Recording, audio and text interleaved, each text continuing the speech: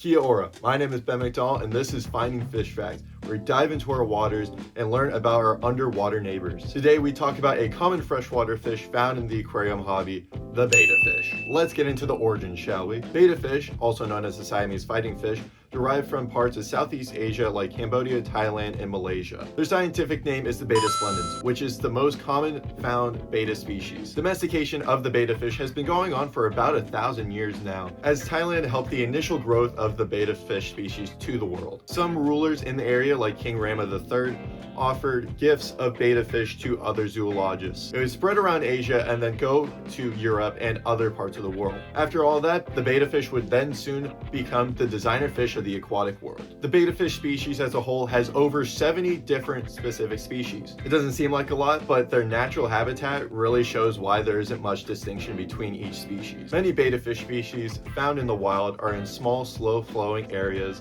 such as rice paddies, marshes, and streams, which is why we tend to see betta fish kept in small tanks and sold in cups. But that isn't something that you should practice as a fish keeper. Minimum requirements for a betta fish shouldn't be a bowl or a cup. Rather, it should be a tank that is no smaller than 5 gallons. Although a wider tank is recommended, it is okay to have one that is around the same length and width. Their diet in the wild mostly consists of mosquito larvae, dry bloodworms, brine shrimp, and daphnia. If you are taking care of a betta fish, it is important to change up the diet every now and then so that they don't get used to the same food. And yes, it is okay to feed betta fish flakes, but obviously if you have the means to do it, try to do something along the lines of what it would eat in the wild. The most important thing is to make sure you have a lid on top of your tank, because you don't want little Timmy to go ahead and find his fish on the floor when he comes home from school. One of the most common traits found in betta fish is their aggressive nature with tank mates, especially its own species. Most male betta fish can be territorial, so having 2 males in the same tank would not be recommended,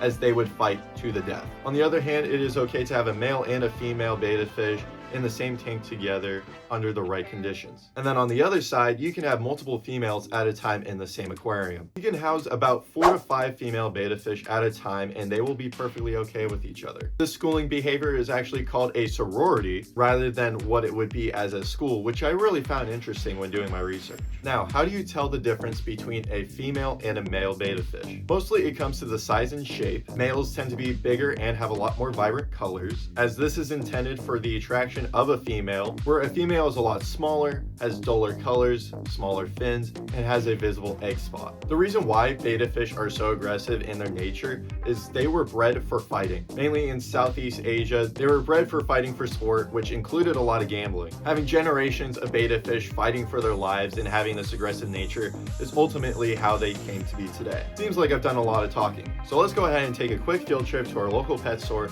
to see how people can actually get a betta fish for themselves. Alright, what's up everybody? Today our field trip takes us to Pet Zone. We're going to go ahead and check out their betta fish section. Hopefully it's a good one, hopefully they got some variety. Either way, we're going to check out some other fish while we're in there as well. Maybe some for future episodes, you never know.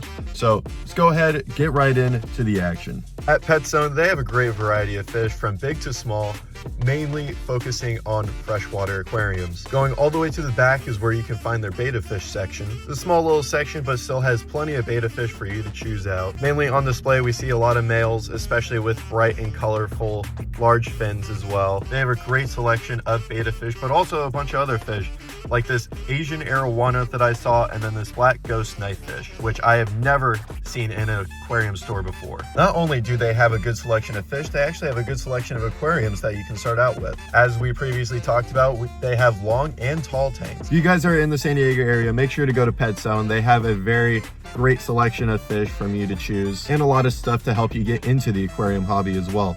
But with that being said, let's get right back into the main part of the video.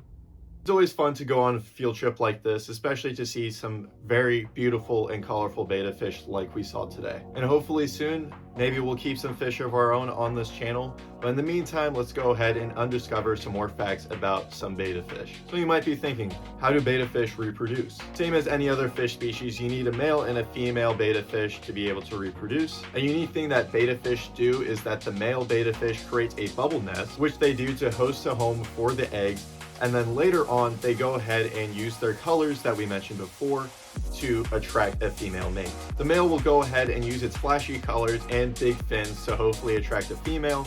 A female decides when she is attracted by becoming a darker shade than it originally was. This is why betta fish males tend to be a lot more colorful and a lot more bigger, as they are the ones that are trying to attract the female. This stays true in both the aquarium side of the hobby and then also found in nature. After the betta fish pair up, they swim together, release their eggs, and then host them in the bubble nest. And then we see the males actually take care of the eggs after they are fertilized and are hosted in the bubble nest. Very similar to seahorses, where a lot of the males tend to take care of the young. The males would then protect the nest from other males from also intruding, but as well as the females from possibly eating the egg. This entire process actually takes an astounding 48 hours to complete, which is definitely a quick turnaround compared to us humans. Once all the fries hatch and they can swim independently, then the males will go on with their lives and hopefully create a new bubble nest and repeat the cycle once again. And that concludes our first episode of Finding Fish Facts on the betta fish. Hopefully everybody enjoyed today's video, learning more about our aquatic friends. Let me know in the comments below what you guys want to see next in the next Finding Fish Fact video. My name is Ben McDonald, and I will see you guys in the next video. Peace.